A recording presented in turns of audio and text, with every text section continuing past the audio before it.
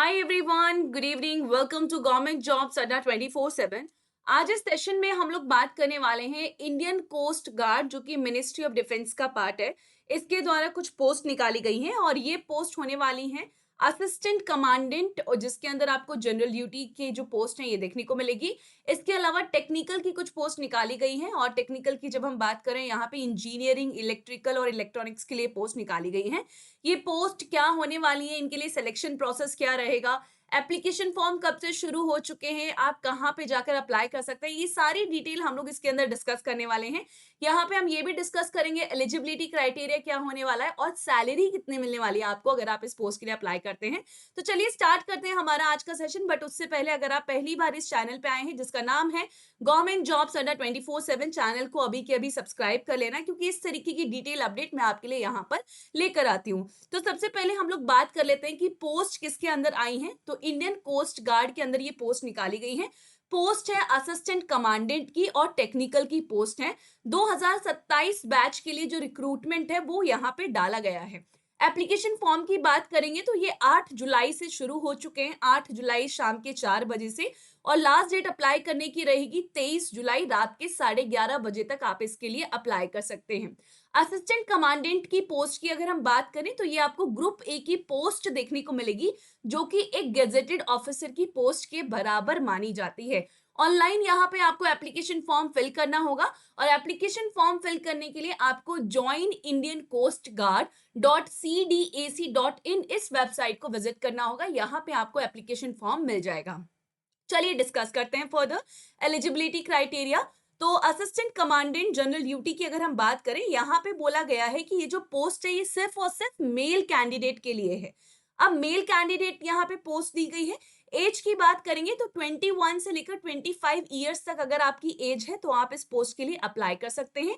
और आपकी age calculate की जाएगी 01 यानी कि 1 जुलाई 2026 तक आपकी एज कैलकुलेट की जाएगी।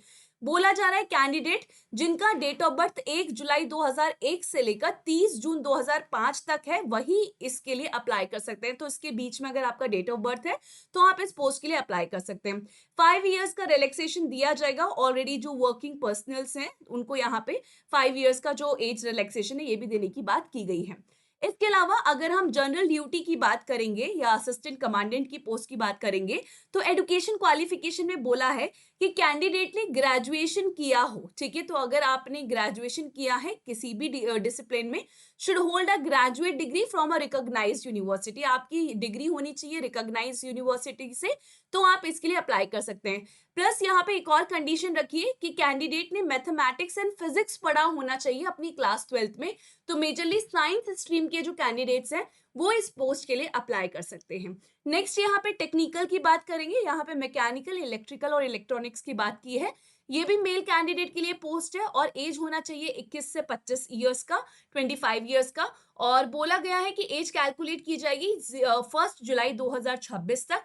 और कैंडिडेट की जो एज है या डेट ऑफ बर्थ की बात करेंगे वो 1 जुलाई 2001 से लेकर 30 जून 2005 के बीच में होनी चाहिए। अब यहाँ पे आपको कई सारे क्राइटेरिया देखने को मिलेंगे, तो अगर आप किसी भी क्राइटेरिया को पूरा करते हैं तो आप उसके अकॉर्डिंग अप्लाई कर सकते हैं। एक क्राइटेरिया आपको ये देखने को मिलेगा, दूसरा क्राइटेरिया आपको ये देखने को मिलेगा, और जो सबसे पहला क्राइटेरिया यहाँ पे दिया हुआ है वो बोला है कि कैंडिडेट ने इंजीनियरिंग डिग्री की है। अगर आपके पास इंजीनियरिंग की डिग्री है फ्रॉम अ रिकॉग्नाइज्ड यूनिवर्सिटी, और फील्ड क्या होना चाहिए, नेवल आर्किटेक्चर है या मैकेनिकल है या मरीन ऑटोमोटिव और मैकेट्रॉनिक्स और इंडस्ट्रियल एंड प्रोडक्शन और मेटलर्जी और डिजाइन और एरोनॉटिकल्स और एरोस्पेस, अगर आपने इनमें से किसी भी फील्ड में इंजीनियरिंग की है तो भी आप इस पोस्ट के लिए अप्लाई कर सकते हैं। नेक्स्ट फर्दर डिटेल्स की हम लोग बात कर लेते हैं। तो यहाँ पे जो रिलैक्सेशन है वो भी दिया जाएगा। 5 इयर्स का जो रिलैक्सेशन दिया जाता है SC ST को वो आपको दिया जाएगा, और 3 इयर्स का relaxation for the OBC candidates भी यहाँ पे दिया जाएगा। ये भी बोला गया है कि वो कैंडिडेट्स जिन्होंने इंटीग्रेटेड कोर्स किया है जिसमें पोस्ट ग्रेजुएशन भी आपने किया है तो भी आप इस पोस्ट के लिए अप्लाई कर सकते हैं। नाउ फर्दर पोस्ट की बात कर लेते हैं। तो जनरल ड्यूटी के अंदर या असिस्टेंट कमांडेंट की जो पोस्ट है वो 140 है, और यहाँ पे आपको कैटेगरी वाइज बाइफिकेशन दिख जाएगा। SC 25 पोस्ट है, ST के लिए 24 है, OBC के लिए 35 है, EWS के लिए 10 है और अनरिजर्व के लिए 46 पोस्ट है। नेक्स्ट टेक्निकल की बात करेंगे तो टोटल पोस्ट 30 है, कुल मिला के पोस्ट दोनों के लिए 170 हो जाएंगी और यहाँ पे आपको कैटेगरी वाइज बाइफिकेशन देखने को मिल जाएगा।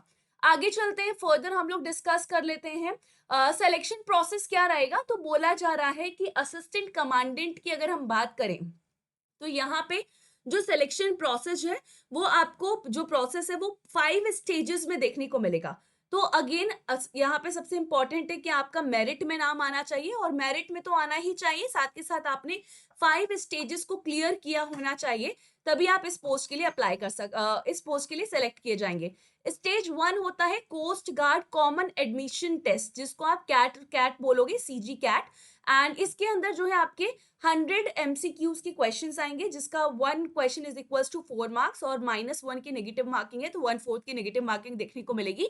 एंड यहाँ पे जो क्वेश्चंस आएंगे वो English, reasoning, numerical ability, general science, mathematical aptitude and GK के क्वेश्चन पूछे जाएंगे। हर सेक्शन से 25 क्वेश्चन रहेंगे और 2 घंटे का समय दिया जाएगा। एंड अगेन यहाँ पे नॉर्मलाइजेशन भी होगा, क्योंकि कई सारी शिफ्ट में ये पेपर करवाया जाता है। वो कैंडिडेट जो स्टेज 1 क्लियर कर लेंगे वो PSB यानी कि सेकेंड स्टेज के लिए बुलाए जाएंगे। अब सेकेंड स्टेज पे बुलाने के बाद सेकेंड स्टेज की बात कर लेते हैं कि इसमें क्या होने वाला है। तो सेकेंड स्टेज का जो पेपर होगा या फर्स्ट स्टेज का पेपर आपको ऑल ओवर इंडिया कहीं पे भी हो सकता है जो सेंटर आप चूज करेंगे, बट सेकेंड स्टेज का paper Noida, Goa, Chennai, Kolkata, Shillong and Gandhinagar centres पे ही करवाया जाएगा। ये कंप्यूटराइज कॉग्निटिव बैटरी टेस्ट और यहाँ पे picture perception and discussion test होगा। तो एक MCQ टेस्ट होगा, दूसरा यहाँ पे एक डिस्कशन किया जाएगा। और ये जो स्टेज 2 है ये सिर्फ और सिर्फ क्वालिफाइंग इन नेचर है। अगेन स्टेज 2 में जो टेस्ट होगा ये सिर्फ और सिर्फ इंग्लिश में कंडक्ट किया जाएगा और यहाँ पे आपको ऑब्जेक्टिव टाइप और डिस्कशन देखने को मिलेगा। इसके अलावा नेक्स्ट जो स्टेज रहेगा वो रहेगा आपका स्टेज 3 FSB। एंड वो कैंडिडेट जो स्टेज 2 को पार कर लेंगे उनको फिर स्टेज 3 के लिए बुलाया जाएगा। स्टेज 3 की बात करेंगे तो यहाँ पे जो आपका सेंटर होगा वो सिर्फ और सिर्फ नोएडा रहेगा और 4 से 5 डेज यहाँ पे आपका एग्जाम या जो टेस्ट है वो चलने वाला है, क्योंकि ये एक पर्सनैलिटी टेस्ट रहेगा। यहाँ पे साइकोलॉजिकल टेस्ट, ग्रुप टास्क और इंटरव्यू आपको करवाए जाएंगे। स्टेज 4 में आता है आपका मेडिकल एग्जामिनेशन। तो वो कैंडिडेट जो स्टेज 3 क्लियर कर लेंगे उनको स्टेज 4 मेडिकल एग्जामिनेशन के लिए बुलाया जाएगा। एंड देन लास्ट में आएगा आपका स्टेज 5 जो कि इंडक्शन प्रोसेस रहेगा, ट्रेनिंग आप इसको बोल सकते हैं।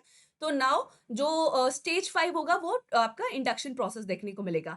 इसके अलावा बोला जा रहा है कि जो लास्ट डेट रहेगी आपकी इंडक्शन टेस्ट के लिए वो नेक्स्ट ईयर की डेट दी गई है, दैट इज योर 27 दिसंबर 2026। तो ये इतना लंबा प्रोसेस आपको देखने को मिलेगा सिलेक्शन का, 1 साल का तो पूरा सिलेक्शन का प्रोसेस ही यहाँ पे दिया गया है। और जो रिजल्ट डिक्लेयर किया जाएगा वो इन्हीं 5 स्टेजेस का कैलकुलेट करके आपको जो है रिजल्ट प्रोवाइड किया जाएगा और देन कैंडिडेट्स को सेलेक्ट किया जाएगा। नेक्स्ट बोल रहा है कि आप अप्लाई कैसे कर सकते हैं, ये ऑलरेडी मैंने आपको बता दिया, ये वेबसाइट रहेगी। और बोला जा रहा है कि कैंडिडेट अपना मोबाइल नंबर और ईमेल एड्रेस एकदम सही डालें अगर आप इस पोस्ट के लिए अप्लाई करना चाहते हैं तो। नेक्स्ट फर्दर डिटेल्स हम लोग डिस्कस कर लेते हैं जो आपके लिए इंपॉर्टेंट होने वाली। ये आपको डिटेल ऑफ डॉक्यूमेंट्स देखने को मिलेगी जो कि आपको स्टेज 2 पे अपलोड करने होंगे।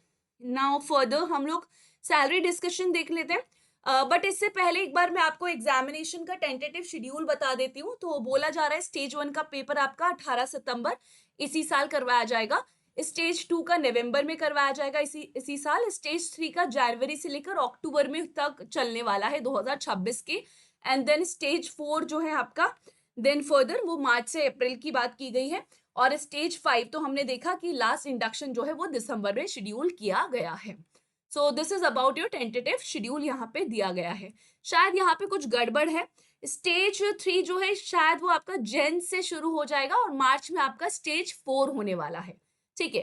तो अक्टूबर तक अगर स्टेज 3 चलेगा, फिर बीच में मार्च स्टेज 4, ये शायद थोड़ा सा कुछ मिसप्रिंट यहाँ पे आपको देखने को मिलेगा। चलिए आगे चलते हैं, फर्दर हम लोग डिटेल देख लेते हैं। And further details are related to your salary की बात कर लेते हैं। तो पोस्ट वाइज कितनी सैलरी होने वाली है, तो रैंक की बात करेंगे। रैंक में अगर हम बात करें असिस्टेंट कमांडेंट की अगर हम बात करें तो यहाँ पे आपको पे लेवल 10 मिलने वाला है। जो स्टार्टिंग सैलरी होगी वो आपकी 56,100 रहेगी, ठीक है। इसके अलावा फर्दर अगर हम डिस्कशन करें, डिप्यूटी कमांडेंट में पे लेवल 11 के अकॉर्डिंग सैलरी मिलती है, ये आपका प्रमोशन, ठीक है, कैसे धीरे धीरे आपका प्रमोशन होगा, और जब आपका डायरेक्टर जनरल आप इस पोस्ट के थ्रू बन जाएंगे, तब आपका जो सैलरी रहेगा, इनिशियल सैलरी, वो 2,05,400 होने वाला है। तो इनिशियली आपका 56,100 पे रिक्रूटमेंट होगा, और उसके बाद आप इस पोस्ट से यहाँ तक पहुंचेंगे, एंड देन आपकी 2 लाख सैलरी हो जाएगी। So this is huge, and yes, so this is all about the this detailed discussion. And again, तो अगर आपने अभी तक नहीं अप्लाई किया है तो प्लीज, अगर आप सोच रहे हैं तो कर लीजिए। 8 तारीख से एप्लीकेशन फॉर्म ऑलरेडी शुरू हो चुके हैं। एंड इस तरीके के अपडेट के लिए आप हमारे चैनल गवर्नमेंट जॉब अड्डा 24/7 को सब्सक्राइब कर सकते हैं, क्योंकि इस तरीके की डिटेल्स हम आपके लिए यहाँ पर लेकर आते हैं। Thank you so much for being with me in my today session. इसके अलावा अगर आपका कोई और डाउट रहेगा तो वो आप मुझसे कमेंट बॉक्स में पूछ सकते हैं। Bye bye, take care.